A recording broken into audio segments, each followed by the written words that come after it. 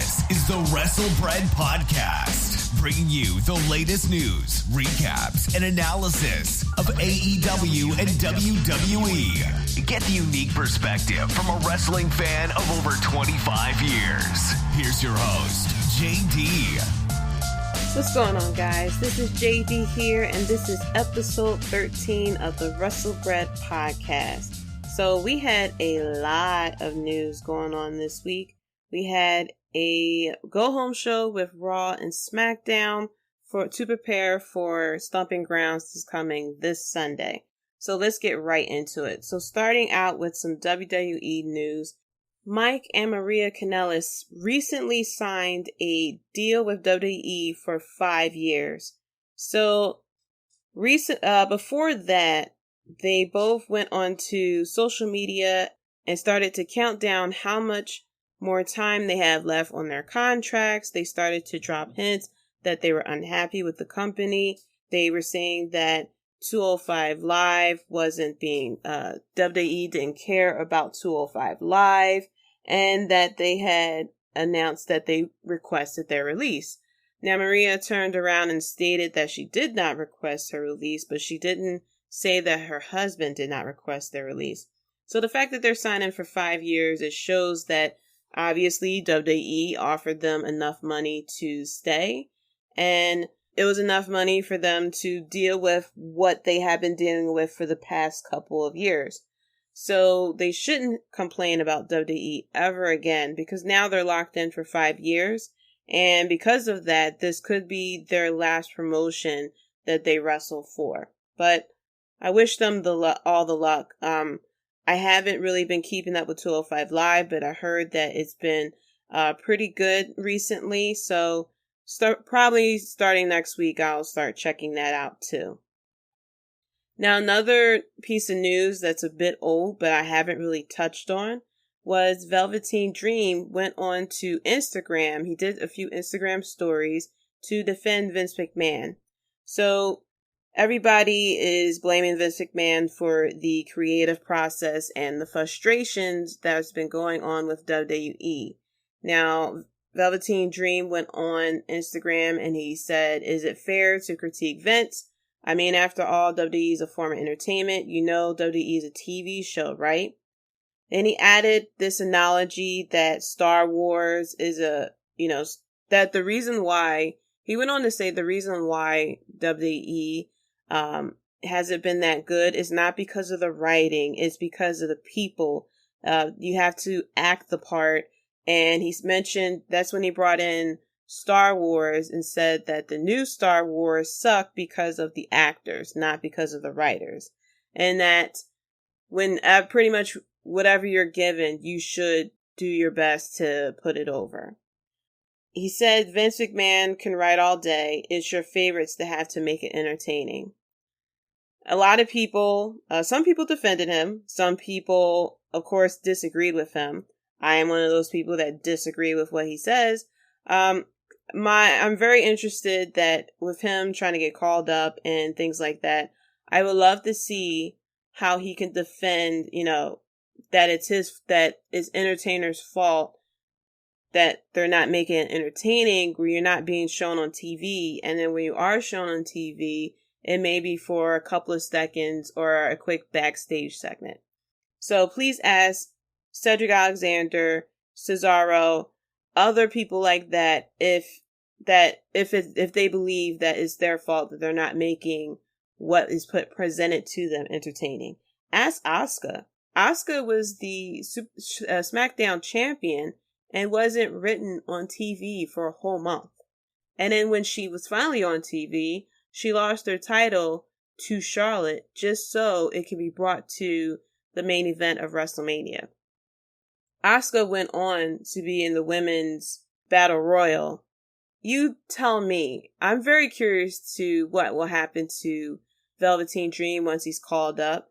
I highly doubt that he's going to be turned into Roman Reigns or Seth Rollins or even Kofi Kingston right now. I highly doubt that. The way that his character is, it has the trajectory of becoming like No Way Jose or I can't say R-Truth, but pretty much the type of gimmick that will get misrepresented on the main roster. In my opinion, Vince is gonna have him singing and dancing like Prince because it's gonna remind him of Prince, and he's gonna be doing stupid stuff backstage. So I figured that all this that he's doing is pretty much kissing Vince's ass so he can get called up. And I hope I'm wrong. I'm hoping once he gets called up that he'll be treated right and his gimmick will make sense and that he'll be on TV. Not every week, but very often. So that's my 2 cents on what Velveteen Dream had to say. So next up, we are a few days away from Stomping Grounds, and there are still a lot of tickets available. And according to Wrestling Observer Radio, they're saying that the WWE is trying to do everything that they can to try to sell more shows, including doing 2 tickets for 1 to boost sales.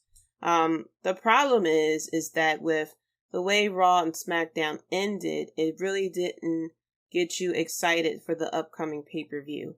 On top of that, one thing I also realized is that this show is in Tacoma, Washington State, and Daniel Bryan was not featured on the card until very recently. So they're not doing as much as they can. They're not doing what they should be doing in order to convince someone to actually go out and purchase a ticket. I had plans to go and see Extreme Rules, but I don't know if I want to do that now. I may just wait until the last minute and buy the ticket off of StubHub or something like that and go and see the show for probably like $20. But what WWE is doing now is not convincing anyone to go out and spend money on a ticket because there's pretty much not that good of a build-up. Their pay-per-views isn't up to par as where they should be.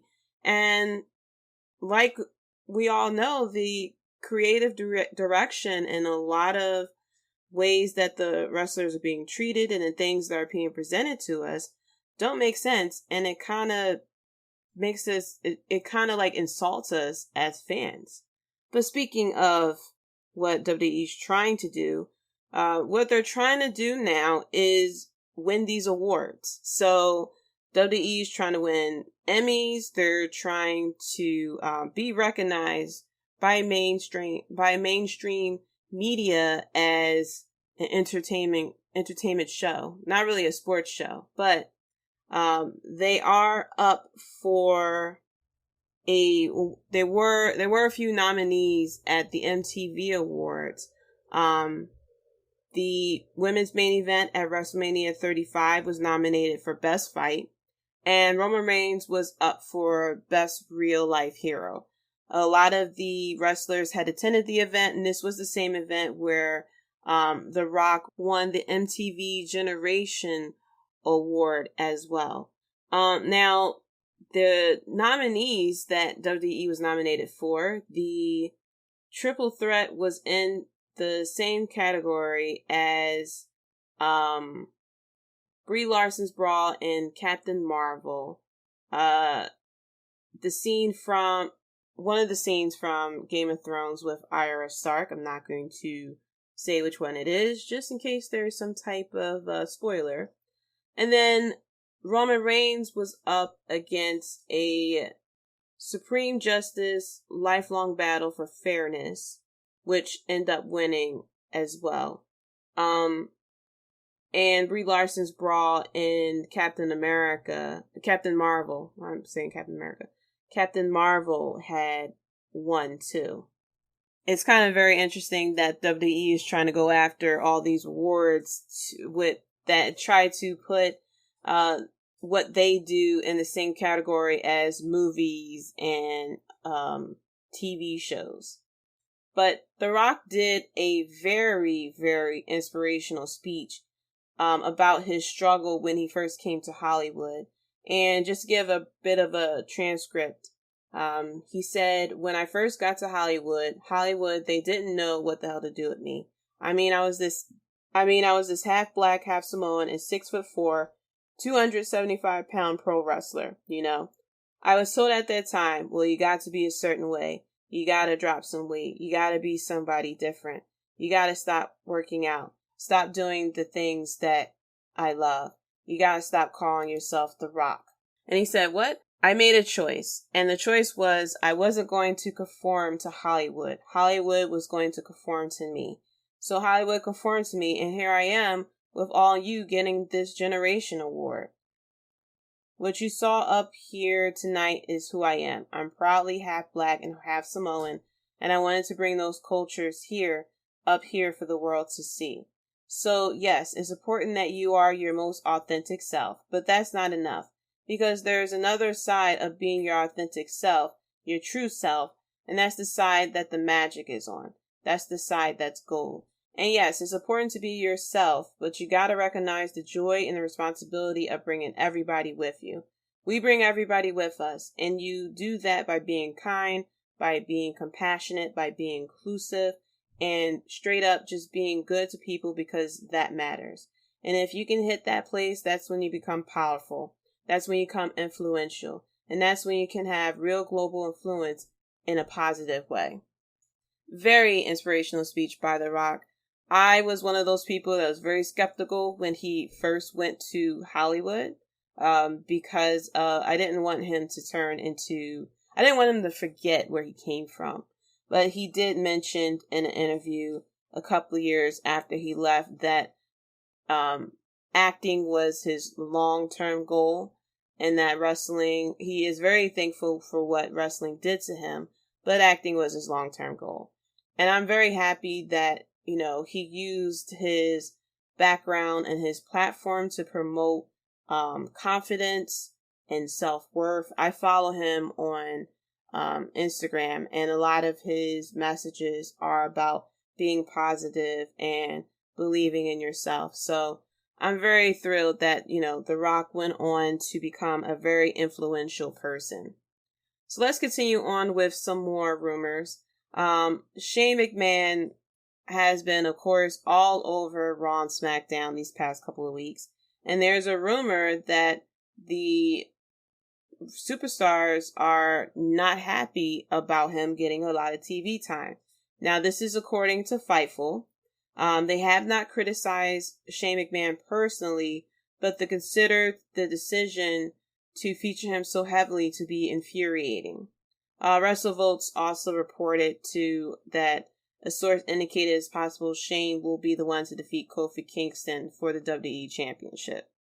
That's the last time I'm going to say that, because I really do not want to speak life into this rumor of Shane O'Mac taking the title off of Kofi Kingston to basically be a transitional champion so that Roman Reigns can win the title.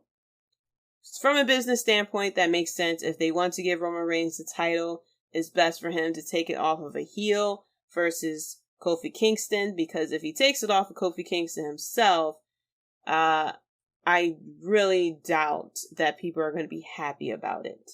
There'll be some people who will be happy about it, but not this person. Speaking of Kofi Kingston will actually be featured in a movie. So WWE has entered a new partnership with Netflix, and they are producing films for Netflix as well. So one of their first movies that they are going to be doing is called The Main Event. Kofi Kingston, The Miz, and Sheamus will be joining this movie. This will be starring an 11-year-old. His name is Seth Carr, and he may sound familiar because he played the younger version of Killmonger in Black Panther. So the plot about this movie is an 11-year-old discovering a magical mask, then entering a competition to become the next WWE superstar. So it may be possible that Kofi Kingston will play the older version of Carr once he puts on the mask. But as you can probably tell, this is going to be a kids movie, a family movie, feel-good type of movie, which I'm okay with, but I would like it if WWE really concentrate on the sports part of sports entertainment versus always concentrating on the entertainment part. But with this film is expected to premiere on Netflix in 2020. I believe they're starting filming right now. So be on the lookout for that film. So let's go on to some AEW news. This week, Be the Elite came out with another episode. So we finally found out the mystery opponent of the Lucha Brothers for their fight against Kenny Omega and the Young Bucks at the Fyter Fest, which is coming up next week. And the wrestler's name is Laredo Kid. I saw some highlights. They showed some highlights in this episode of him, and it looked like he's very entertaining. Looked like he fits right in with the Lucha Bros. So I'm very excited to see this match because tag team wrestling is so hot right now in AEW.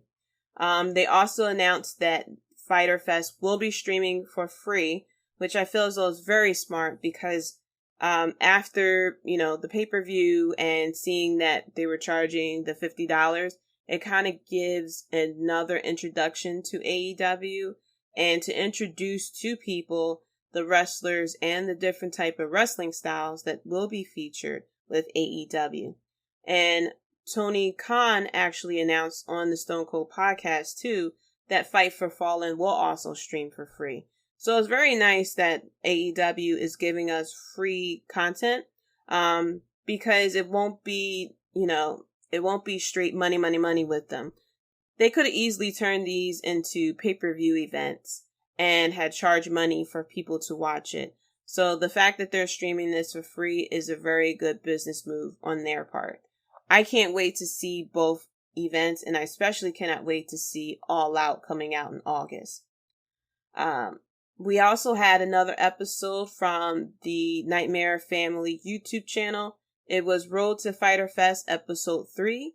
In this episode, Brandy Rhodes revealed that AEW will reveal the Women's World Championship at All Out. So we get to look at the belt just like we did at Double or Nothing for the Men's Championship belt as well. We also got a closer look at Private Party. This was a great intro to them. It gave us an inside look of what they're about, how they came together, what motivates them, and how their life was growing up. So they were also trained by Amazing Red as well. And when they received the call from AEW, they said that they were sitting right next to Amazing Red. So I'm very intrigued by them. And I really like these episodes of Road to Double or Nothing, Road to Fyter Fest, because we get to meet the wrestlers and we get to know what they are about, what motivates them, and an inside look, like finding out that Britt Baker is a dentist and she studied to be a dentist while she was wrestling as well. It gets you to know who the person is behind the name. And it gives you that closer connection so when you go to watch their matches, you pay attention a lot more. I didn't know who Private Party was before AEW. Now I know who Private Party are. I'm going to be watching them a lot more closer, getting to know who they are, their wrestling style, things like that. So it's very smart for AEW to do these type of YouTube videos to get to know who their roster are. So as I said a little earlier, Tony Khan was on the Steve Austin podcast earlier this week. And this is actually the first interview that I heard from Tony Khan. And he is very well spoken, knows his wrestling very deeply. The knowledge and the memories that he holds of wrestling is phenomenal. And I have a lot of confidence in him as an owner of a wrestling promotion. Because with a lot of times when you get someone who decides to be an owner, whether it's a wrestling organization or any type of sports organization, you kind of get worried that they'll just become nothing but money hungry versus having the passion for the actual sport. And I'm very glad that Tony Khan has that passion for the sport. And that's why AEW is turning out to be what it is, because he's a fan, so he knows what the fan likes. He knows what's missing in the wrestling, with wrestling companies, and he's trying to bring that as well. So a few things that he mentioned, he did talk about how they'll be handling house shows, for example, where the TV shows will be filmed. So they mentioned that they are going to start traveling across the United States and eventually travel outside the United States for their TV shows. They're not really going to be doing a lot of house shows. We all know that WWE is very famous for putting on house shows and having their wrestlers come out and wrestle, 4 times a week. And what Tony Khan has said that the house shows is not his core business focus. And he kind of made a part of the business plan that he don't want to put too much mileage on the top performers by having them perform on shows where it's not going to generate as much revenue. And he said it doesn't make as much business sense to put the mileage on your top guys. And I don't want to put out an inferior house show product that isn't the top people. He said that he is looking to do 100 to 120 shows per year. He also mentioned that if they do decide to do any house shows, it's going to be top shows with the top people, which means we're not going to be doing 5-6 a week of them. So it's something that, has been a big problem with WWE. WWE has been dealing with a lot of injuries. A lot of their top stars have dealt with injuries. Seth Rollins, John Cena, for example, have dealt with injuries. And when you have wrestlers going out there wrestling 5 days a week, putting their bodies on the line with each and every match, it kind of takes a toll on the body, kind of shortens your life, and it lands in an injury. So I'm very glad that AEW is taking this stance to say, no, we care more about the wrestler's health and well-being versus getting money. Because the money will come. I don't think that this type of business plan is stupid, because if your top people are injured, well, what's going to happen? Well, the people will know that, hey, this person is injured. Well, if my favorite wrestler is injured, where I'm not going to spend the money to go and see this house show if my favorite person isn't going to be there. And it takes away the money. And unfortunately, WWE is now stuck in this type of business plan where they're putting out house shows and having pay-per-views every single month. And the wrestlers are coming out and doing shows 2, 3, 4, 5 times a week. And it's to the point where they can't hit a pause button because they done generated. They're at such a high level of bringing in revenue that if they stop anything, it will definitely decline in their sales. Tony Khan also mentioned that when the TV shows start in the fall, and he didn't say when the TV shows will start. He didn't say what time it will start, but he did say it will be 2 hours, which is absolutely perfect, in my opinion, for a wrestling show. But he said once the wrestling weekly TV shows happen, they are going to be concentrating on a tournament to crown the first ever tag team champions for AEW. So he said that wrestlers will be working to get a bye week, which is very important, but they really wanted to emphasize tag team wrestling with AEW because that is something that is missing with wrestling as a whole. So on to other news. Scarlett Bordeaux was released from Impact Wrestling, and this happened about a day or two after an incident between her and a fan, where a fan grabbed her from behind at a show down in Mexico. So Scarlett apparently did a backflip, a very high spot, and was very excited, but unfortunately a fan reached over the barricade, grabbed her around the waist, and pulled her close. And a lot of people were, of course, very upset about it.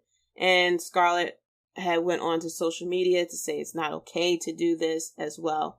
There was someone who actually tweeted out the video of when the fan had grabbed her, and then also tweeted out another video of a male wrestler who was climbing over the barricade to get back to the ring, and a female fan went and smacked him on the butt, which is not okay either. Of course, this being social media, this had occurred on Twitter. There were idiots out there who said, well, if you didn't want to get grabbed, well, maybe you shouldn't be wearing what you're wearing. And first of all, that triggered me because I'm like, first of all, we're talking about wrestling. A wrestling match where men are basically wearing trunks, underwear, whatever you want to call it, and wrestling that way. So, yes, because she's wearing something so that she can wrestle a lot easier, she deserves to get grabbed. Or what? If a wrestler's wearing trunks, then he deserves to get grabbed as well. People really just don't make any sense. So, she said that there were a lot of, Scarlett has said that there were a lot of people who attacked her, which she had blocked. But people really don't make any sense in this world anymore. And I try not to get triggered by things like that, but you can't help the stupidity of some people. It's a wrestling show. It's not okay to grab anybody like that. And, it's not okay to slap anyone on their behind. Don't sit there and say, well, if you don't want to get grabbed like that, then you shouldn't wear that. And then Scarlett went on to say that what I wear doesn't matter. And then someone turned around and said, well, what you wear does matter. It's like, no, it doesn't. This is a wrestling show. It's very rare that you find a wrestler that's in full attire wrestling, unless it's their gimmick. But you rarely see someone in full attire wrestling. And even if she was in full attire, there'll be some idiotic person that's going to try something anyway. On to some sad news. It was announced Wednesday that Adrian McCollum, who is a professional British wrestler who went by Lionheart in the ring, has tragically died. He was only 36 years old. I haven't heard of Lionheart before, but to some people who may have known him, he is also known for an incident in 2014 where his neck was broken while he was taking a Styles clash from AJ Styles. Now, he is from the Insane Championship Wrestling promotion. He won the championship title there back in December. And the last time he wrestled was this past Sunday, actually, for Insane Championship Wrestling. Insane Championship Wrestling is a Scottish-based promotion, and he was most associated with them since he debuted with them back in 2007. Now, the sad part about this is that before his death, he tweeted a quote from a Netflix comedy called The Afterlife. And he tweeted, "One day you will eat your last meal. You will smell your last flower. You will hug your friend for the last time.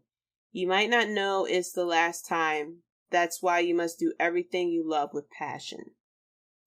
So people are believing that this may have been suicide. I believe I read that there was no foul play with his death. So a lot of people believe that this could have been possible suicide, which is very tragic in my opinion. I mean, he's 36 years old. He's 1 year older than me.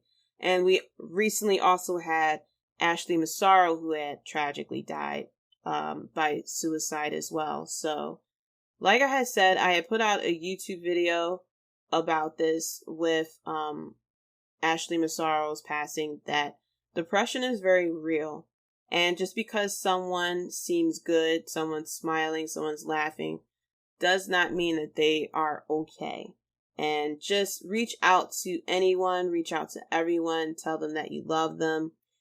If you're having any suicidal thoughts or any type of depression, please, please, please, please talk to someone. Call the suicide hotline. The link for it and the numbers for it will be in the show notes. But please call someone. Please talk to someone. And know that you're not the only one out there. Please do that. Please, please, please, please, please. That's all I'm asking. If you're going through something, talk to someone. It really helps a lot to talk to people. write it out in a journal, get it off your chest. You never know who experienced what you experienced, who went through what you went through, who can relate what you went through as well. But Lionheart's family and friends are definitely in my prayers, and I really hope that it wasn't by suicide, but it sounds like it was. So let me go on to my weekly segment, which I have sort of two of them this week. We will be talking about the predictions for Stomping Ground, which doesn't really seem like that exciting of a pay-per-view due to the go-home shows. But I will try my best to navigate this with everyone. So first up, we have the Cruiserweight Championship match. We have a triple threat match with Tony Nese going against Akira Tozawa and Drew Gulak. So I actually have Drew Gulak winning this. Because this is a triple threat, Tony Nese can lose the title without being pinned, and I feel as though that's what's going to happen. I think Drew Gulak will cover Akira to win the title, which will be very exciting because Extreme Rules will be in Philadelphia, so I'm hoping that he wins the title so he can go into Philly as the champion. And I want him to have like a special Rocky type of entrance. I know they're not going to do it for him, but I'm hoping that he gets some type of special entrance because he'll be the champ. And he likes to wear the Rocky colors in Philadelphia. If he doesn't win the title, then I feel as though he may win the title if he is fighting for it at Extreme Rules as well. But I'm hoping Drew Gulak pulled this one off. Next up, we have Roman Reigns versus Drew McIntyre. I have Roman Reigns winning this. It really makes no sense why Roman Reigns and Drew McIntyre are fighting again after Roman Reigns has won I don't know how many times now. But I have Roman Reigns winning this. I have the slight feeling that Drew McIntyre may win this with a Shane McMahon interference, but I'm going to stick with Roman Reigns winning this because he's been winning. He's been beating Drew McIntyre over and over and over again. The next match we have is Xavier Woods and Big E versus Kevin Owens and Sami Zayn. I'm actually going to go with the New Day on this one. Unfortunately, I would love Kevin Owens and Sami Zayn to win, but I feel like WWE doesn't really have anything for them, and I feel like they're trying to still build up the New Day to eventually win the tag team championships. That's my opinion. If Kevin Owens and Sami Zayn win, I wouldn't be too upset about that, but I still have the New Day winning. So now let's go on to the championship titles that are being defended at this pay-per-view. We actually finally got announced. The Smackdown Tag Team Championships are on the line. Daniel Bryan and Rowan versus Heavy Machinery. Daniel Bryan, the Planet's Tag Team Championships. I have Daniel Bryan and Rowan winning because they're trying to save the planet and they're trying to save the tag team division. And you can't do that if you're not the Planet's tag team champions. So I have them winning.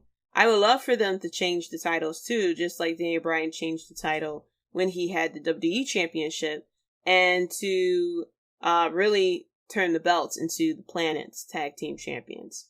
We may not get that, but it'll be fun to think about that. Next up, we have the SmackDown Women's Championship. We have Bayley going against Alexa Bliss. This one's a pretty tough one because we have Nikki Cross in the middle of this. And the whole scenario is that we have Alexa Bliss, who is befriending Nikki Cross and turning Nikki Cross against Bayley because of the things Bayley has said, quote unquote. Whereas though Bayley is trying to convince Nikki Cross that Alexa Bliss is not her friend. So this match can go either way. It depends on where Nikki Cross stands with this match. I slightly have Bayley winning this match, quite honestly. I feel like Alexa Bliss can take it because they don't really have anything for Bayley at this time. And Alexa Bliss normally has a very strong winning streak when it comes to her and fighting for the championship. It would create a better storyline if Alexa Bliss wins. I don't know. It depends on what Nikki Cross did. I mean, at the end of Smackdown, there was a very strong promo of Bayley versus Alexa Bliss. I'm gonna switch my vote. I'm gonna go with Alexa Bliss because they haven't really done enough to convince Nikki Cross that Alexa is not her friend. So I'm actually gonna go with Alexa Bliss winning the title and continuing the feud between her and Bayley. Next up, we got the Raw Women's Championship. We have Becky Lynch versus Lacey Evans.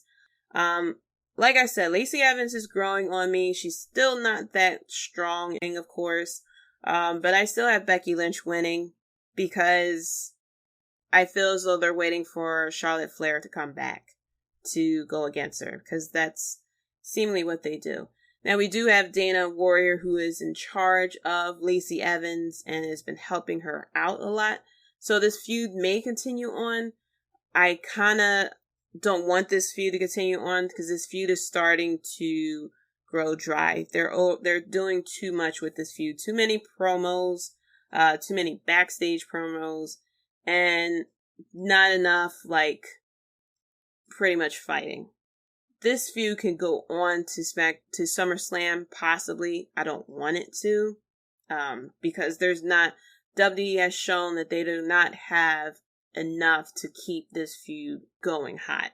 But I have Becky Lynch keeping the title, because I feel as though Lacey Evans isn't ready yet to win the title. She still has a bit of growing to do, in my opinion.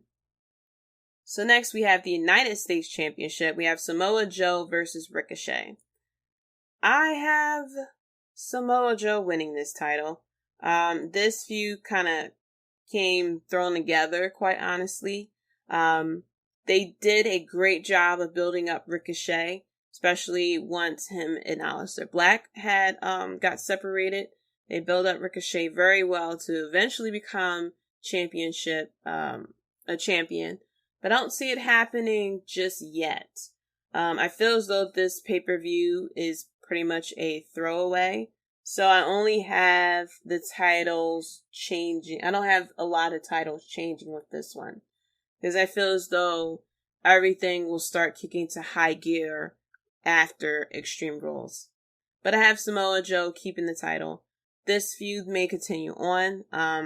It's possible that if Rey Mysterio is able to get back into the ring, which is rumored that he should be healthy, either they said either the end of this month or the end of July, which gives him enough time to enter in the feud. And of course, there's a lot of loose ends when it comes to Rey Mysterio and Samoa Joe. So I have Samoa Joe winning keeping his title, rather. So next we have the WWE Championship. We have Kofi Kingston versus Dolph Ziggler.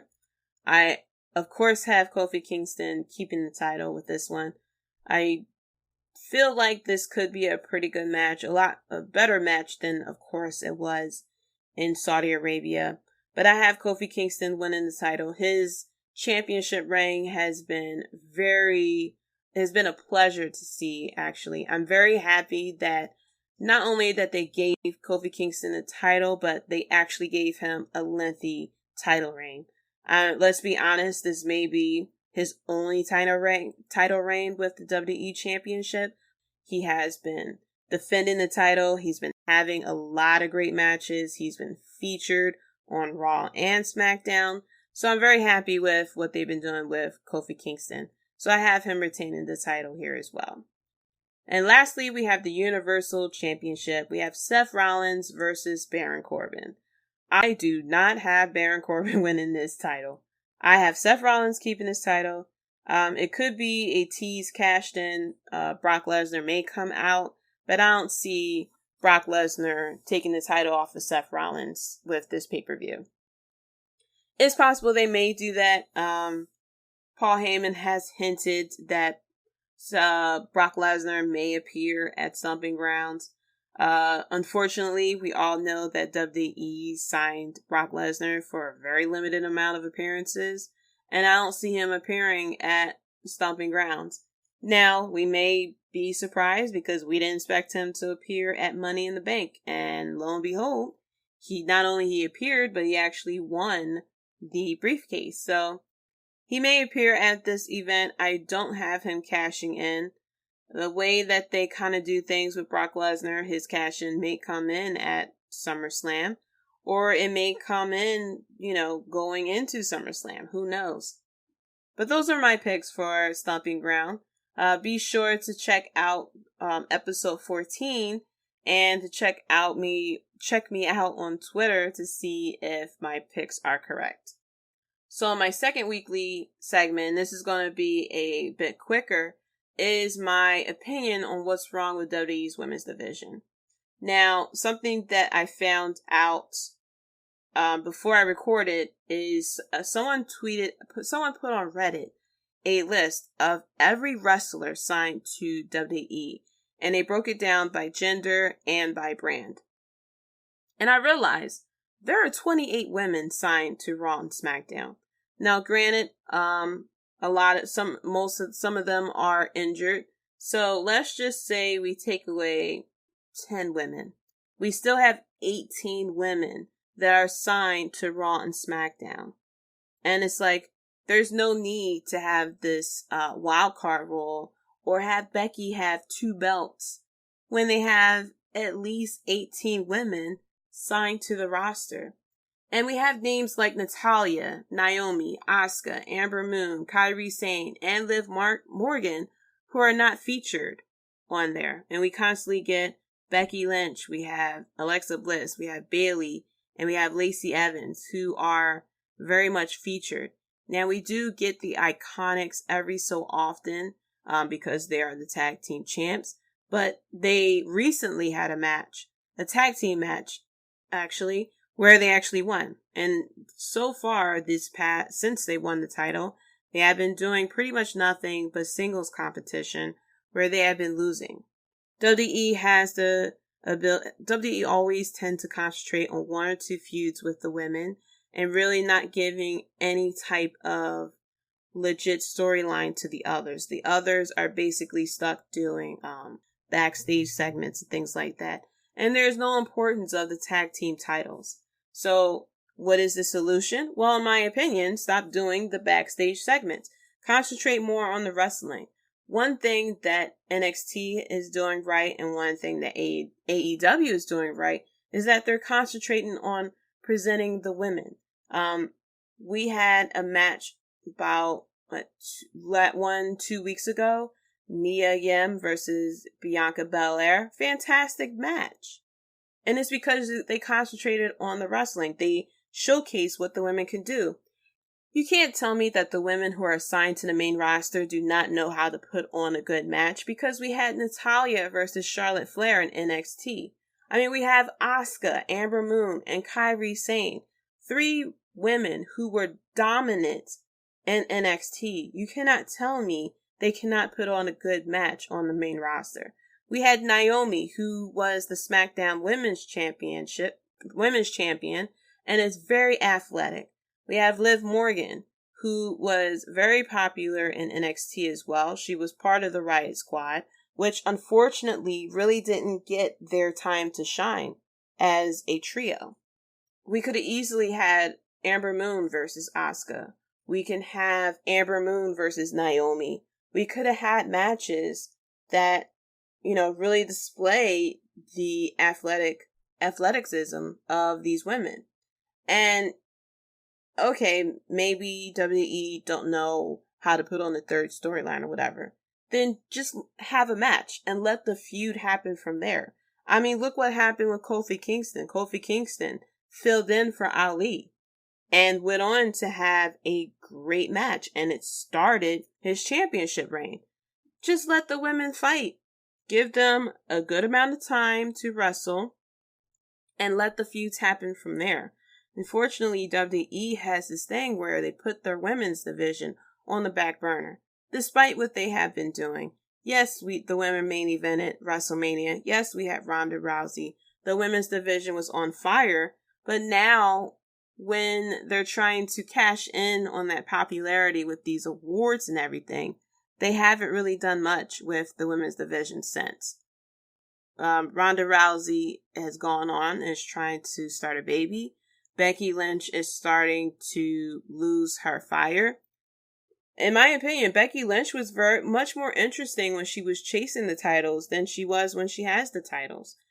And that's because she had that spark with her. But now they're doing these feuds. It was her versus Charlotte, and now it's her versus Lacey Evans for the past couple of months. It's starting to lose that spark. So that is my opinion for what's wrong with the women's division. And I'm very interested to see what happens with WWE, because AEW is going to concentrate on their women's division as well. It has, like I said, it has been announced that the women will have not only a championship belt of their own, but they're going to have a women's tag team title as well. So I can't wait to see how AEW is going to handle their women's division, and hope that maybe this will pull WWE to do something about their women's division too. So now let's go on to what happened this week with Raw, Smackdown, and NXT. Raw and Smackdown was actually a lot better than it was in a couple of weeks. It still kind of wasn't that good as a go-home show to try to convince people to buy tickets or to pay for the WWE Network to watch Stomping Grounds as well.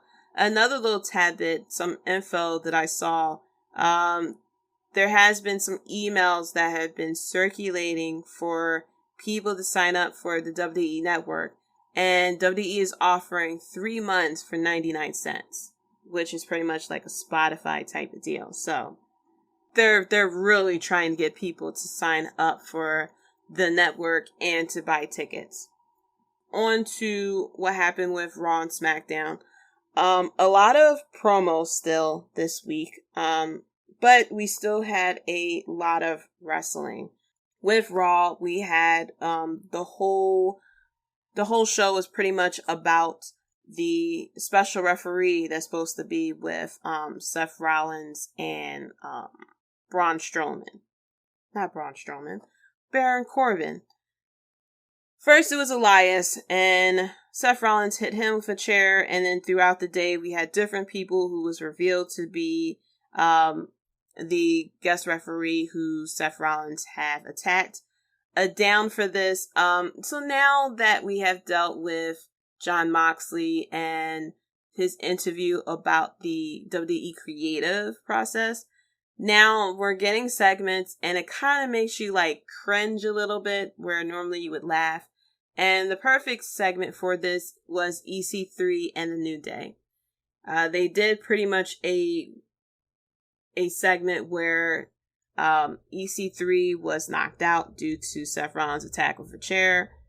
The New Day picked him up and pretty much did a whole Weekend at Bernie's type of thing where they shook him so that he could nod his head, put a mic up to him, pretended he was talking.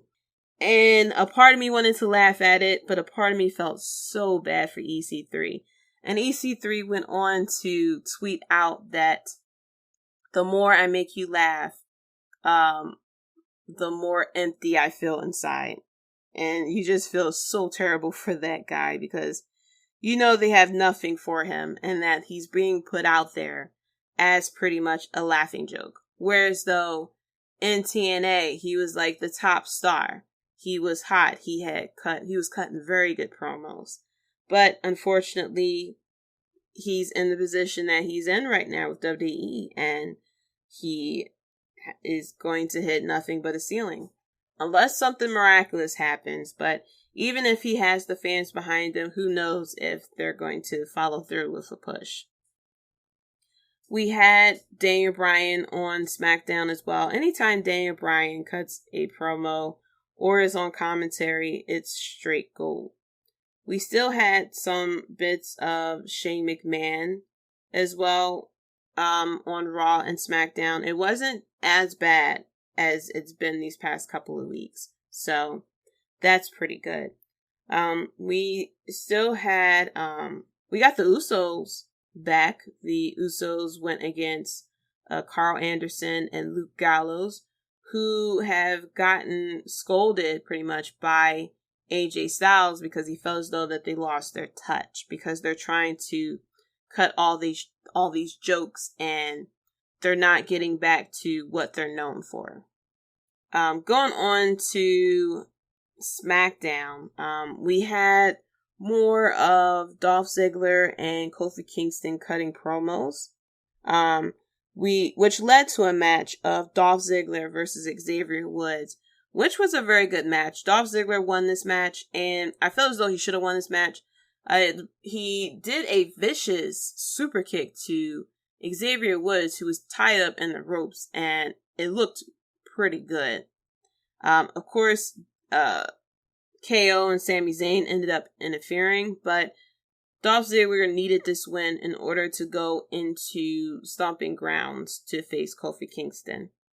We also had another promo with Aleister Black, who Aleister Black is pretty good with cutting promos, but I'm still hoping that this whole cutting all these promos backstage will eventually pay off with a very good feud.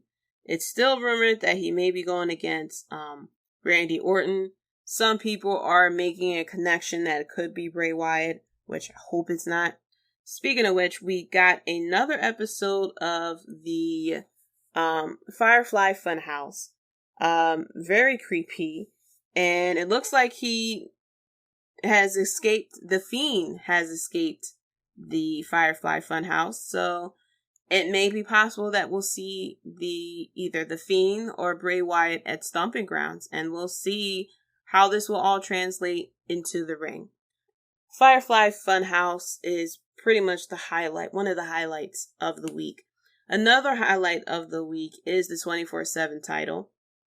We had R-Truth, who was trying to sneak around on SmackDown. He somehow ended up by the ring and was trying to sneak into the crowd until The Miz had picked him to be his partner in a 3-on, pretty much was going to be a handicap match with Drew McIntyre and Elias.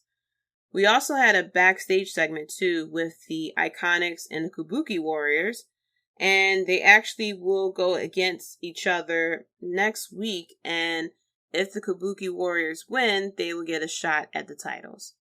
The way that WWE has been treating the tag team titles, it really doesn't mean much. Unfortunately, the way they have treated Asuka since she won the Royal Rumble hasn't been much. So I don't really have that big of expectation for the Kabuki Warriors winning the championship. But it was still good to see them. We also had more segments of Amber Moon backstage being pretty much bullied. That's what the feud is. That's what the storyline is going on. I really hope that she is more featured in the ring versus being backstage. I loved the way she was in NXT. She was a very unstoppable force. She was undefeated for a bit as well. Unfortunately, they really don't have much for her on the main roster. Overall, this was an okay week with Raw and SmackDown. It's been a lot better than it was these past couple of weeks, but it wasn't good enough to be a good home show, to convince people to tune in to Stomping Grounds. The promo segment of Bayley versus Alexa Bliss really got you excited for that matchup. I don't know why it took for the go home show for this feud to get red hot, but this feud kind of really got you excited. They cut a very passionate promo against each other. Alexa Bliss called Bayley a placeholder, said that Bayley is jealous because Alexa Bliss is getting the career that she had wanted. Bayley had some comebacks as well too. Dolph Ziggler and Xavier Woods match kind of got you more excited of what Dolph Ziggler will do during his match against Kofi Kingston. That Dolph Ziggler is so obsessed with, getting the popularity and the love and the title that Kofi Kingston has received, that he's willing to go into the deep, dark depths and try to do whatever it takes to win the title. I felt as though that type of Dolph Ziggler should have came out before, because the way he's cutting these promos is very weird. It doesn't come across the way he did when he fought Xavier Woods. I'm hoping that Stomping Grounds will be a very exciting pay-per-view. I don't have much hope for it. So let's get into NXT. NXT was a very good show this week. We had the Undisputed Era who came out and cut a promo. They promised that 2019 they'll all be in gold. And they started the second phase of it with Roderick Strong wanting to go after the North American Championship. Now, of course, Velveteen Dream eventually comes out. Then Matt Riddle comes out. Then Tyler Breeze comes out, who said that he spoke to William Regal and it will be a 6-man tag team match at the end of the show as the main event. So next we had the debut of Damian Priest, who had a very cool entrance. His thing is he looks like he's shooting an arrow and his name will show up in fire. And when he got into the ring, there was a very cool shot. He was in the ring, the lights were out, and there was a spotlight coming out behind him, so you only see his silhouette. And then he points up and acts like he's shooting an arrow, and then his name appears in fire letters. So that was very cool. He was very dominant. He went against somebody I completely didn't catch their name, but he did a lot of powerful moves. Damian Priest, of course, won the match, and he looked really good. Don't know what his personality would be, because the way he came across in the videos before his debut, he was in limos and things like that, so I didn't know if he was kind of like a bouncer or he's just like enjoying life type of thing, but we'll see how this pans out in these upcoming weeks. But for his debut match, he looked really good. So next we had the announcement of the NXT Breakout Tournament, which gives 8 people a chance to go against each other for a title shot against a title of their choosing. So these are people who recently signed with WWE and had their names changed. And it will be Boa versus Jordan Miles, who is formerly known as ACH. Cameron Grimes, who is formerly known as Trevor Lee, versus Isaiah Swerve Scott, who is formerly known as Shane Strickland. We had Dexter Lumis, who is known as Samuel Shaw, versus Bronson Reed, who is formerly known as Jonah Rock. Angel Gaza, who is formerly known as Gaza Jr., versus Joaquin Wilde, who is formerly known as DJZ. So, don't know any of these people. I believe Shane Strickland and Trevor Lee I know of. Everyone else I'm not really familiar with. But, they get a title shot of their choosing, so they can go after the NXT title if they want. They can go after the North American title. They may even can go after the women's title. Who knows? But the first round of the match is coming next week. And we'll see what these guys have in store. Hopefully all their training in the Performance Center will pay off, and that they will definitely give us a good show in the ring. This is NXT, so I really have high hopes for it. We also had a Mia Yim package where she talked about her upbringing and what makes her the head baddie in charge. This led to a match between Taynara Conti versus Xia Li, who won the match. This was a very athletic match. This was martial artists versus martial artists. Now, it's different styles of martial artists. I forgot exactly what their styles were, but there were a lot of kicks. There were a lot of judo flips with this as well. And then we had an episode of Street Talk from the Street Profits, who will be going against the Forgotten Sons next week. They decided to celebrate with fans. They were standing on top of a car, celebrating with their titles as well.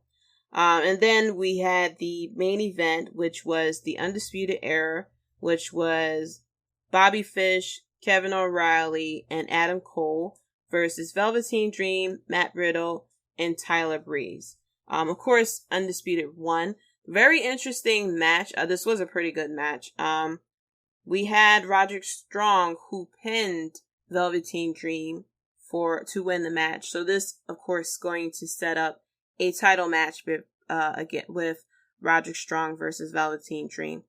As much as I like Velveteen Dream, I don't mind seeing the Undisputed Era with all the titles. I think if they won all the titles, it'll definitely kick the Undisputed Era into high gear. And it'll also kick NXT into a high gear too, because, NXT will be undisputed. Ha ha ha ha. But it would be everybody going after the Undisputed Era to win a title, to go for the North American title, to go for the NXT title, to go for the tag team titles. And I feel as though they're a very dominant stable that they can handle that type of thing. We also had a few other announcements of what's coming out next week too.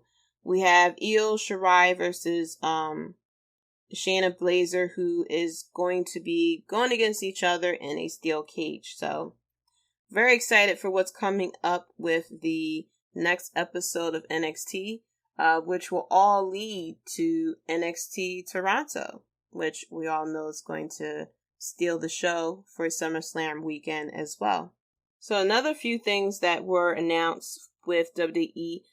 Clash of Champions was announced for September 15th in Charlotte, North Carolina. And WWE announced that this is the first pay-per-view event in Charlotte in more than 10 years. And we got Stomping Grounds coming up this week, guys. And I'm very happy that Stomping Grounds is coming up because I cannot stand the logo, nor can I stand the fact that WWE announcers keep saying that it's time to kick ass and take names. It reminds me of that part in Infinity War where Mantis said we're going to kick names and take ass. So every time they mention that, I keep remembering that segment. But I can't wait for Stomping Grounds to be over just so it could be done with that stupid catchphrase. We could be done with the logo of the foot in the ground, and we could be done with these weird promos that they've been cutting now, where Lacey Evans says the lyrics to "These boots are made for walking." But that's WWE logic. So that's it for the Wrestlebread podcast. Thank you so much for listening. Let me give shout outs to Julian Rob Bass from the Wrestling Court podcast and AlternativeMinds.com, Keita and Jay from the Keita and Jay Show, Chris from We Talk Next podcast, and Chris from Rufus Rewind. So coming up next week, episode 14, we're going to do a review of Stomping Grounds, and we're going to do a preview of Fyter Fest, which I can't wait to see. Be sure to hop on Twitter and follow me at JD Talks. That's JAYDE Talks. And be sure to follow the podcast at Wrestlebread. Make sure you leave a review. Let me know your thoughts. Let me know how you feel about these past 13 episodes. We're climbing up there in numbers. And I'm very happy to be doing this to connect with you guys. So leave a review wherever you are listening. You can tweet me. You can find me on YouTube as well, and let me know your thoughts. Peace. Thank you so much for listening to the Wrestlebread podcast. Be sure to like, subscribe, and comment below on what you thought of the episode this week. If you enjoyed what I said this week in the podcast, then check me out on Twitter and also follow the podcast Until next time, guys, peace.